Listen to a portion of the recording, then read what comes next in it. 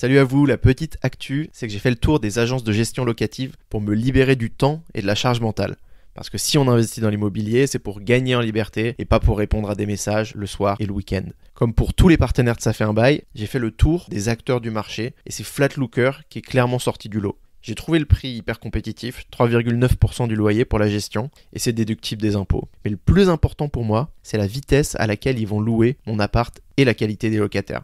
En moyenne, ils trouvent un locataire en 10 jours contre un mois pour une agence traditionnelle. C'est ça qui fait le petit plus dans la renta. Ce que j'ai aimé, c'est qu'il y a plein de choses qui sont quasiment impossibles à faire seul, et ça, je m'en étais pas vraiment rendu compte. Ils tournent une visite virtuelle, ils réalisent un reportage photo qui est hyper pro, et ils diffusent l'annonce sur plus de 15 portails IMO connus, et aussi auprès d'un réseau d'entreprises du CAC 40. Ils choisissent le meilleur locataire, mais vous avez quand même le dernier mot, et grâce à leur techno, ils assurent l'authenticité des documents des candidats. Ça, c'est hyper important. Bien sûr, ils gèrent aussi l'édition des quittances, les révisions de loyer, ils vous aident sur la déclaration de revenus. Donc économisez-vous ce temps, ça vous permettra de vous concentrer sur votre prochain projet. Contactez-les sur flatlooker.com, Flatlooker, et vous entrez le code BAIL, B-A-I-L, pour avoir un mois offert. Je vous mets le lien en description. Salut à tous, ça fait un bail. Je suis Jérémy Nabet et vous êtes sur le point d'entendre des entrepreneurs, des investisseurs et des experts de l'immobilier qui vont vous partager leur passion.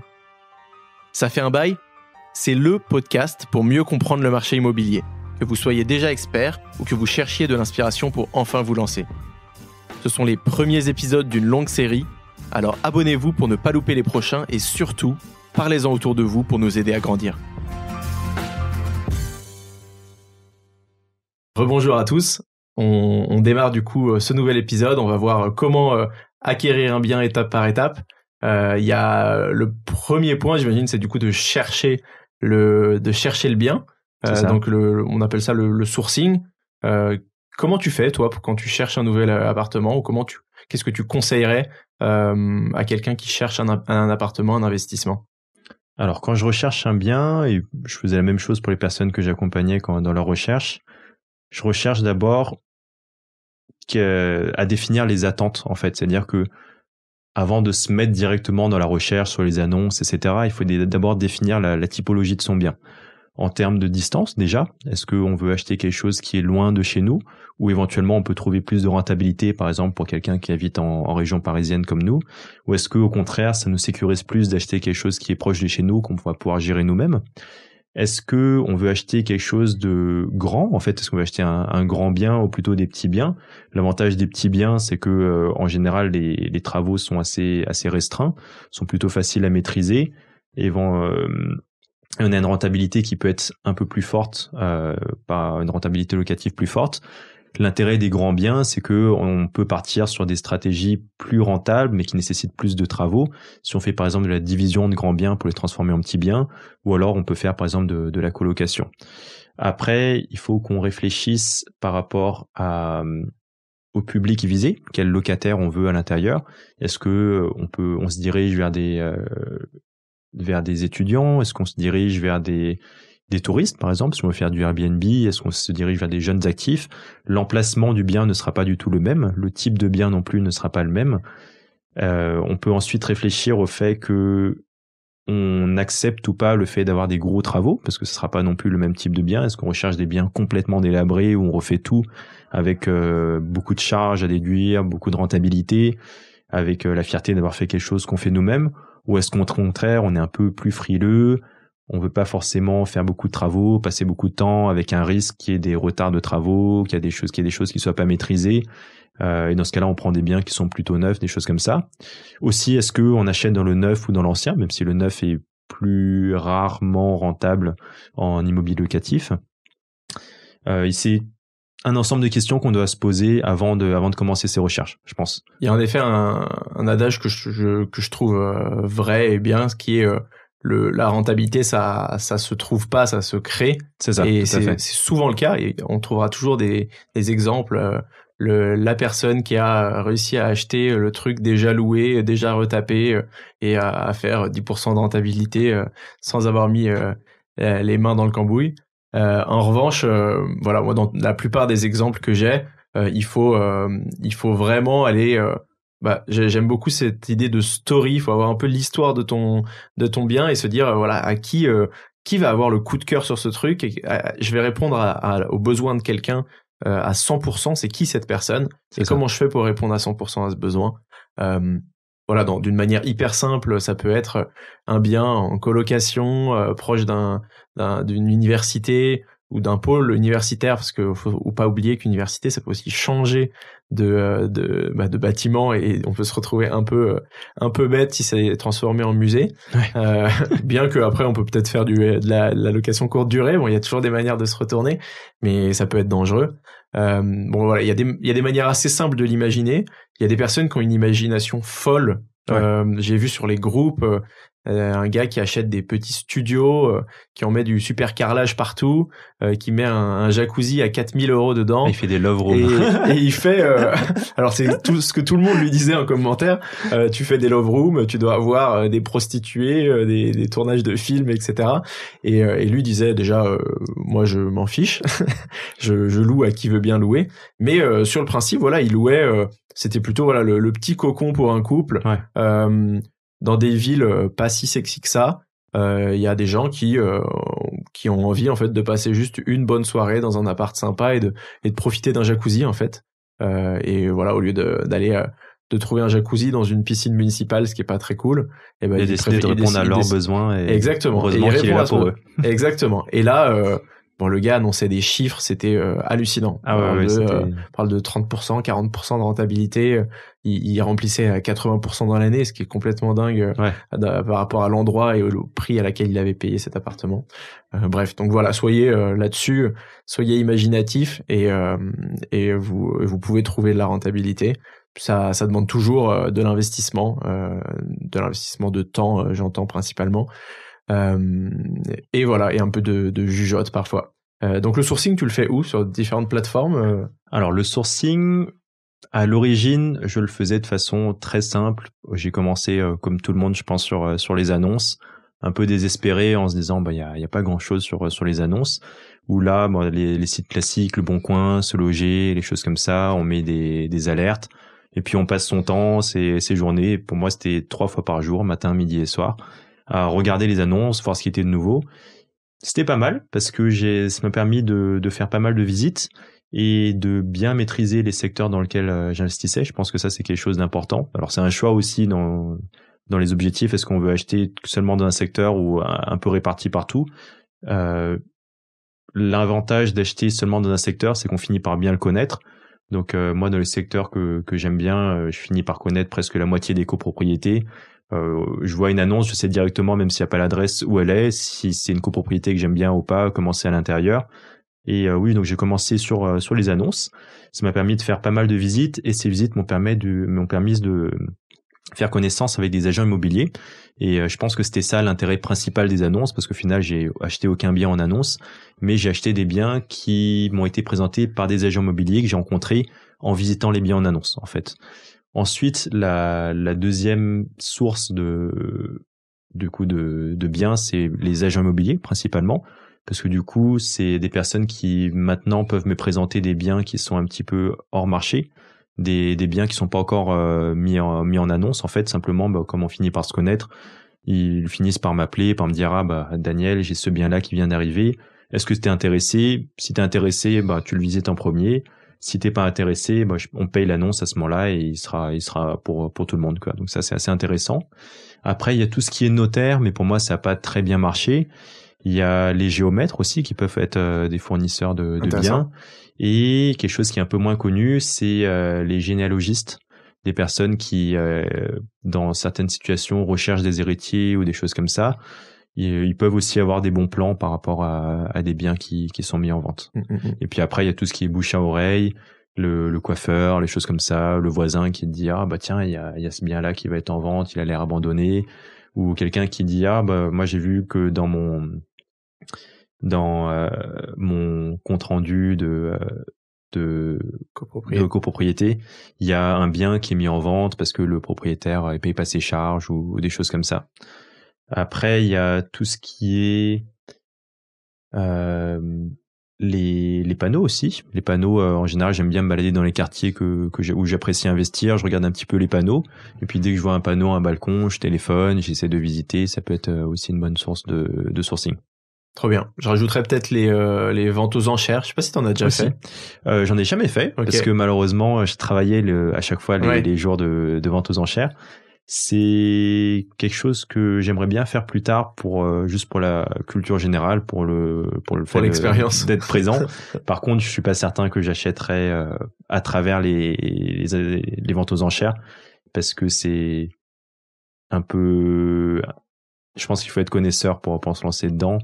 Et même si je suis passionné par l'immobilier et que j'ai un peu d'expérience, c'est quelque chose dans lequel on peut facilement se laisser piéger. Donc, oui, je suis d'accord. Il y a en effet, c'est souvent lié à des problèmes qui sont liés à du squat, un propriétaire qui n'a pas envie de partir, ou en effet d'autres squatteurs qui ont rejoint, des problèmes liés à l'immeuble, à la copropriété. Il y a beaucoup de ce genre de problèmes.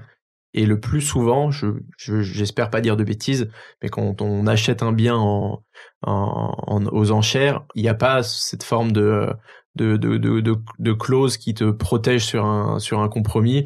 Oui, c'est ça. Donc voilà, si t'as pas de crédit après, bah t'es quand même obligé de sortir l'argent. C'est ça, exactement. Sinon tu dois payer, je pense, une somme. Oui, c'est une grosse somme. Donc ça peut coûter très cher. Il faut être certain que ton banquier te suive ou alors que t'aies la somme à côté. Si le propriétaire est encore présent et que c'est quelqu'un qui avait trop de dettes, qui veut pas partir, il faut être capable de faire toutes les procédures pour le sortir. C'est des procédures qui peuvent être longues, qui peuvent te faire pas mal de cheveux blancs. Et du coup, faut avoir pas mal de courage, je pense, et d'expérience pour se lancer dans des choses comme ça. Je suis d'accord, en effet. Alors, les annonces, c'est souvent la première manière de faire. On voit, j'identifie souvent les annonces, soit l'annonce qui est toute neuve, toute récente, et là, en général, faut booster si ça semble intéressant, y aller très vite et visiter vite, essayer de faire une offre. Il y a aussi des annonces qui sont un peu endormies depuis 3-4 mois, qui ont été republiées, où là, on peut se dire, il y a un potentiel de négociation, allons-y, allons voir ce que ça peut donner. Le point qui est intéressant, c'est ces relations que tu construis avec les agents immobiliers, et c'est bien que qu'ils te proposent en off-market. C'est ça. Ça, c'est un peu le rêve, en effet, d'être numéro 1, qu'on te propose le truc avant tout le monde. Quand c'est le cas, j'ai l'impression que ça t'est arrivé déjà. Ouais. Est-ce que tu te dois de faire une offre au prix? Est-ce que si t'es pas prêt à faire une offre au prix, il le met forcément sur le marché? Comment ça marche, pardon? Alors non, pas forcément. D'ailleurs, je fais très rarement des offres au prix. Je pense que ça m'est arrivé qu'une seule fois. Mais sinon, généralement, je suis très transparent avec mes agents immobiliers. C'est-à-dire que eux, d'un côté, en fait, je leur donne déjà toujours une feuille avec exactement la typologie de bien que je veux. Donc, je leur dis entre, je sais pas, cette surface et cette surface-là, entre ce prix-là et ce prix-là, pas plus de temps de charge de copropriété, éventuellement dans cette rue-là ou cette rue-là, ou pas plus de 15 minutes de ce point d'intérêt-là. Okay. Du coup, ils savent déjà exactement si le bien m'intéresse ou pas. Parfois, il y en a qui tentent de mettre des biens qui sont pas forcément, qui correspondent pas forcément, mais globalement, ils respectent plutôt bien. Donc, ils savent qu'il y a déjà un intérêt qui est retenu par rapport à ce bien-là. Et ensuite, je suis très transparent avec eux. Je leur dis, moi, mon point de rentabilité, là où je peux être intéressé par le bien, c'est ce prix-là. C'est-à-dire qu'il y a beaucoup de personnes qui vont essayer de négocier ou des choses comme ça. Je négocie beaucoup quand j'achète avec un vendeur en direct, s'il n'y a pas d'agent immobilier. Par contre, avec les agents immobiliers avec qui je travaille, je me prends rarement au jeu de la négociation et je leur dis, moi, je l'achète à ce prix-là. Si c'est au-dessus, malheureusement, ça m'intéresse pas. Et du coup, eux, ils vont après, eux, de leur côté, négocier avec le vendeur. Donc, je leur dis juste un prix à chaque fois, et après, ça va de se débrouiller. Soit ils me sortent le prix que je veux et on l'achète, soit ils me sortent pas le prix et on l'achète pas. Ok. Dans les autres cas où tu négocies avec le propriétaire, ouais. Comment ça marche? Est-ce que tu as des conseils à donner, une méthode? Qu'est-ce que tu fais pour essayer de négocier un bien et l'obtenir en dessous du prix affiché? Alors, quand on négocie avec le propriétaire, les erreurs que je faisais au début, c'était ce que j'avais vu sur YouTube, c'est de critiquer le bien pour essayer de faire descendre le prix. Donc je disais, ah oui, le plafond, là, il est un peu bas, ça, c'est pas très neuf, etc. Et au final, je me suis rendu compte que ça vexait beaucoup le propriétaire. Autant ça peut marcher avec des agents immobiliers en les rendant plus compréhensifs, autant par rapport à un propriétaire qui a vécu dans ce bien, qui lui était très bien dans son bien, lui dire que c'est pas très bien entretenu, que ça c'est pas très beau, etc. Ça a tendance à descendre quelque chose qu'il chérit, et du coup ça marchait bien. Au contraire, on braquait le vendeur qui voulait plus du tout vendre ou qui lui restait sur ses positions. Je pense que en fait c'était juste simplement en envoyant des offres qui étaient très très basses, mais pas en étant dans les premiers acheteurs en fait, parce qu'en général quand tu fais des offres trop basses mais que tu passes dans les premiers, le vendeur a toujours tendance à se dire bon, c'est le premier visiteur, on va attendre un petit peu plus, voir s'il y a mieux. Et du coup j'attendais en général d'avoir des vendeurs. Je venais visiter et je leur disais je suis le combienième visiteur, et si j'étais dans les premiers, je leur disais bon, je vous enverrai plus tard une proposition. Et puis une semaine après, 2 semaines après, j'ai envoyé une proposition en leur disant bon, si vous n'avez toujours pas vendu votre bien, je vous propose cette somme-là. Et puis après, en général, ils font une contre-offre, on monte un petit peu. Et puis je pense que en essayant d'attirer un petit peu leur sympathie, en parlant un petit peu avec eux de leur histoire, etc., on crée des liens qui permettent d'obtenir des prix qui sont plus intéressants, je pense. Ok, c'est marrant parce que le dernier bien que j'ai acheté, c'était un cabinet dentaire. Peut-être que t'aurais pu tisser des liens. Moi, j'ai pas tissé, donc j'ai pas pu beaucoup négocier. Ça aurait été possible. Mais je te connaissais pas encore à l'époque. Sinon, je t'aurais envoyé ma place. Ok, c'est des éléments qui sont intéressants, et je suis d'accord pour dire que j'ai fait du boulot de commercial, j'ai vendu des logiciels, j'ai vendu c'est pas mal de choses, et c'est la vérité, il y a une partie d'affect qui rentre en jeu. C'est pas ce qui fera tout, on t'obtient pas 20% de réduction grâce à ça, mais si la personne a justement le choix entre plusieurs offres assez similaires, etc., elle peut assez facilement aller vers toi, même peut-être accepter ton offre qui est pas forcément la meilleure, pas parce qu'elle t'aime bien, mais plutôt parce qu'elle est rassurée par le fait que tu vas pas lui faire perdre ton temps. C'est ça. Que moi, je leur dis, je suis dentiste, c'est sérieux. Exactement. On va aller jusqu'au bout du compromis. Voilà. Il y a un projet que j'avais failli terminer, et malheureusement ça s'est jamais fait, mais c'était un terrain pour une construction d'un très gros co-living, et je suis passé par un agent immobilier. Ça faisait 1 an que le produit était en compromis avec un autre acheteur qui galérait avec ses banques, etc. Et donc ils ont arrêté après 1 an. Je suis devenu la personne qui a repris le truc, et il s'avère que j'ai eu le même problème en plus. Donc c'est horrible. Je l'ai refait patienter pendant des mois. Okay. Mais voilà, c'est cette personne-là qui vient de passer 1 an et demi à essayer de vendre son truc. Elle serait rassurée par quelqu'un qui enlève les clauses suspensives ou qui lui montre qu'elle est capable de financer, etc. Donc vous pouvez jouer sur ces points-là. Après, il y a tout ce qui est stratégie un peu plus dark que moi j'ai pas fait moi-même parce que je suis pas encore assez désespéré. Mais on aime bien ça. Mais que j'ai pas mal d'amis qui le font et qui l'assument. Il y a tout ce qui est la visite avec des amis, en fait, où clairement il y a une annonce, t'as un ami qui vient visiter quelques jours avant, qui fait une offre super basse pour casser un peu le moral du vendeur, pour lui dire que ton bien, il vaut pas le prix que tu demandes. Et après, toi, t'arrives quelques jours après, et tu fais une offre un peu plus haute, ce qui a plus de chances de passer. Donc ça, c'est la première chose. Ou alors, j'ai carrément des amis qui avaient créé des fausses annonces en fait, avec des photos de biens que eux ils avaient déjà dans la même rue en fait que le bien qu'ils ciblaient en fait. Et ces annonces là, c'était des biens qui avaient la même typologie, donc à peu près la même surface, des choses comme ça, des caractéristiques. Ils étaient même un petit peu mieux, sauf qu'ils étaient 30 000, 40 000 euros moins chers en fait. Donc forcément, tous les acheteurs se dirigent vers les autres biens. Lui met son numéro et du coup à chaque fois il dit il y a beaucoup de visites, mais si vous voulez je vous fixe un rendez-vous dans 4 semaines, 1 mois, quelque chose comme ça. Et en attendant, lui le bien que lui cible vraiment, il y a aucun visiteur dessus, il se retrouve tout seul. Et du coup c'est là où il peut faire les meilleures propositions sans avoir aucune concurrence. Et en plus, en montrant aux propriétaires, c'est ça le pire, en disant de la même rue que vous voyez, il y a des biens qui sont beaucoup moins chers, vous le vendez vraiment trop cher, et apparemment ça marche bien. Il y a des hacks comme ça, je suis convaincu que ça marche. On est souvent à la limite de l'éthique, c'est en effet à vous d'être pareil, de fixer votre limite, d'avoir votre imagination sur des choses qui sont plus ou moins bold, et voilà. Et si vous cherchez à faire une bonne affaire, il y a plein de manières. Si on passe un peu à l'étape d'après, c'est du coup d'aller on fera un point sur le financement, ça sera sûrement notre prochain épisode, mais si on saute à la signature du compromis, comment ça se passe, peut-être même techniquement, compromis, promesse de vente, c'est la même chose, quelle est la différence? Alors tous les deux, c'est des actes qui se ressemblent pas mal. Les différences sont assez faibles. Après, on a plusieurs façons de les signer, soit chez le notaire, soit en agence, ou même en fait sous seing privé, donc entre particuliers en fait. Qu'est-ce que tu conseilles? Ce que je conseille, alors ça dépend des objectifs de chacun.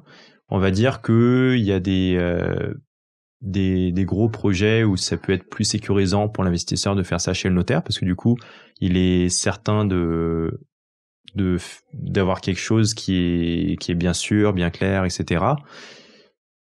Moi, j'aime bien le faire en agence, en fait, simplement parce que c'est souvent avec des agents immobiliers avec lesquels je m'entends bien. Du coup, je peux faire plus facilement passer des clauses qui sont avantageuses envers moi, en fait. Après, si c'est un investisseur qui y connaît rien, il vaut mieux le faire avec un notaire. C'est des choses plus classiques et plus sûres. Il y a un peu plus de frais, mais au moins c'est plus sûr. Mais moi, par contre, j'aime bien le faire en agence pour faire passer des clauses où, par exemple, je demande à ne pas appliquer de prorata de taxes foncières et de charges de copropriété.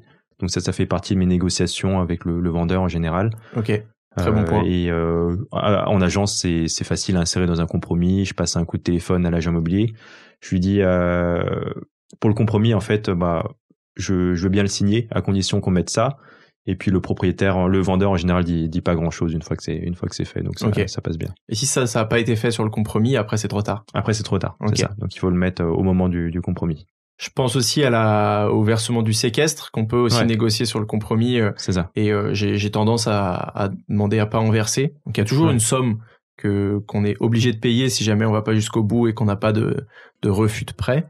Mais il est possible, donc il y a souvent cette somme entre 5 et 10% du prix du bien qu'on doit verser au notaire entre le compromis et la signature authentique qui nous engage entre guillemets. C'est un petit peu dommage parce que c'est de l'argent qui pourrait être placé ailleurs, etc. Et moi j'ai tendance à le demander et jusqu'à aujourd'hui ça a toujours été accepté. Les durées d'obtention de prêt aussi, ça c'est quelque chose que je négocie pas mal. Je leur dis à chaque fois, de toute façon, je suis sûr d'obtenir mon prêt, mais par contre, j'aimerais bien aller voir pas mal de banques différentes, donc laissez-moi un peu plus de temps. Au pire, si je trouve avant, ça se fera avant, mais laissez-moi pas mal de temps parce que le but de tout le monde, c'est que la vente se fasse, donc dans les meilleures conditions possibles. Ça marche. D'autres exemples? D'autres exemples de clauses, de petits avantages qu'on peut avoir au compromis comme ça? Déjà, si tu signes chez l'agent immobilier, tu payes pas du coup? Ou si tu le fais gratuitement. Très bien. C'est ça. Donc moi j'aime bien. Ok, très cool. Ensuite, qu'est-ce qui se passe? L'étape d'après, c'est la signature authentique?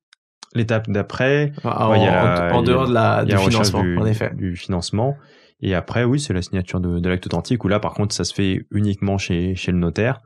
C'est quelque chose qui est très long, très embêtant. On s'endort même un petit peu parfois. Tout doit être lu en fait. Même des grands paragraphes pas très intéressants doivent être lus à voix haute. C'est ça. Et après c'est tout, c'est à peu près tout. Au final, ça paraît hyper compliqué quand on l'a pas fait, mais au final, c'est toujours les mêmes étapes. Ça prend combien de temps en moyenne? En moyenne, on va dire entre 3 et 6 mois en moyenne. Ok. Ouais. C'est vrai qu'on se parle souvent de 2-3 mois. Moi, j'ai souvent vécu plus longtemps. Ouais, toujours plus longtemps. Ouais. Parce que il y a énormément de documents à aller récupérer, même sans parler du financement qui peut être difficile à trouver.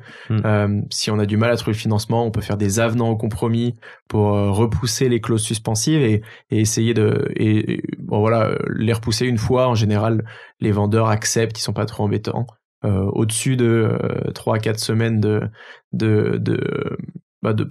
on repousse ces clauses, ça devient un petit peu plus compliqué. Ouais. Mais il y a d'autres choses qui peuvent bloquer la vente. On a besoin de changer la destination du bien. Donc, c'était un bien professionnel, il passe en habitation, et un bien commercial, il passe en habitation. Il va falloir avoir des autorisations de la copropriété. Il va falloir avoir tous les diagnostics du bien, s'assurer que il n'y a pas de procédure sur cet appartement ou sur ce propriétaire. Justement, oui, quels sont les documents à vérifier, en fait, à quoi sert ta notaire, et on parle souvent aussi de la relation, qui c'est intéressant d'avoir une bonne relation avec son notaire. Qu'est-ce qu'il faut vérifier justement avant de signer, de mettre le dernier coup de stylo sur cette opération? Tout ce qui est diagnostic technique, ça c'est intéressant à voir s'il n'y a pas de soucis qui entraînent des gros travaux après, des choses comme ça. Voir aussi tout ce qui est les performances énergétiques. Pour un investisseur, c'est important parce que bientôt tous les appartements qui seront classés à partir de F, il y aura des soucis au niveau de la location plus tard, où il faudra afficher éventuellement le prix des travaux nécessaires pour pouvoir amener le bien à un niveau plus performant. Super, j'en profite et je le redis, je crois que je l'ai déjà dit sur un épisode, je cherche quelqu'un, un expert, qui puisse me parler de ces rénovations économiques, écologiques, qui sont possibles, de ces nouvelles règles qui vont en effet empêcher de louer en dessous d'un certain stade. Je sais que voilà, il y a plein de rénovations plus qui sont pris en charge avec la rénovation à 1 euro, etc. S'il y a quelqu'un qui s'y connaît bien, ou si vous avez quelqu'un dans votre entourage qui s'y connaît, j'aimerais bien avoir un sujet là-dessus.